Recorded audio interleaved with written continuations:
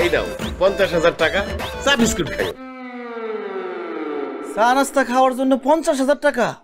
আর যদি লাঞ্চ করার জন্য দিতেন তাহলে কয় টাকা দিতেন?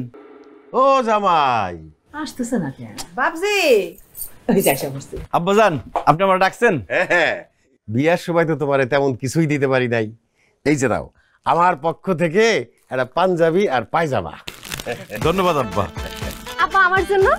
তোর জন্য আর কি দিব, তুই তো ঘরের মেয়ে। ঠিক আছে, তারপরেও তোরে সবচেয়ে দামি একটা জিনিস দিব। কি উপহার? দোয়া। যুগ যুগ বেঁচে থাক, সুস্থ থাক, ভালো থাকিস, এই দোয়াই করি। জামাই বাবাজি, তোমার শাশুড়ির পক্ষ থেকে এই প্যান্ট আর শার্ট পরবা, কিন্তু তোরে দেখতে একদম হিরোর মতো লাগবে। ধন্যবাদ আম্মাজান। আম্মা আমার জন্য? তোরে বিয়ের আগে যেটা দিতাম সেটা দিব। বিয়ের আগে কি দিতা আম্মা? ধমক। চুপ কর, জামাইয়ের লগে কথা কইতেছি, এর মধ্যে ঢুকে পড়ছস। দিলা ভাই, আমার পক্ষ থেকে আপনার জন্য একটা লুঙ্গি আর একটা গামছা। লুঙ্গিটা পরে আপনি রাতে আরাম কইরা ঘুমাইবেন, আর গামছাটা দিয়ে মুখ মুছবেন। ধন্যবাদ শালিকা। এত এত উপহার, এত খুশি লাগতেছে, খুশিতে মনে হচ্ছে আমি পাগল হয়ে যাবো।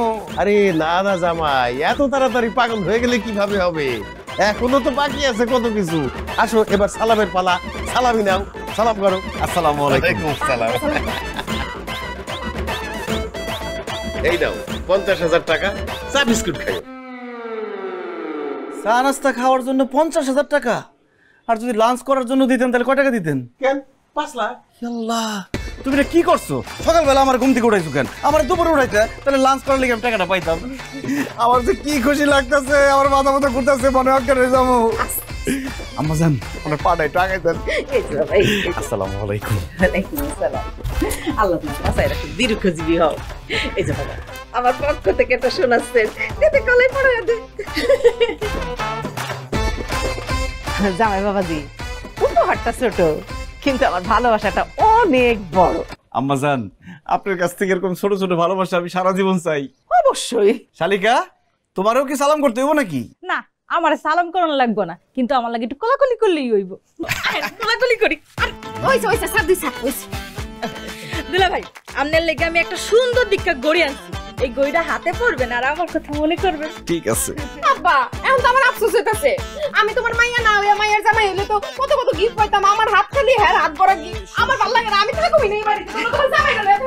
হাই হাই, থাকুন না কই ঘরে ঢুকে যাইতেছে গা। আমি যাই। আমি শ্বশুর বাড়ির আপ্যায়ন। কি হইলো, কি ভাবতাছো?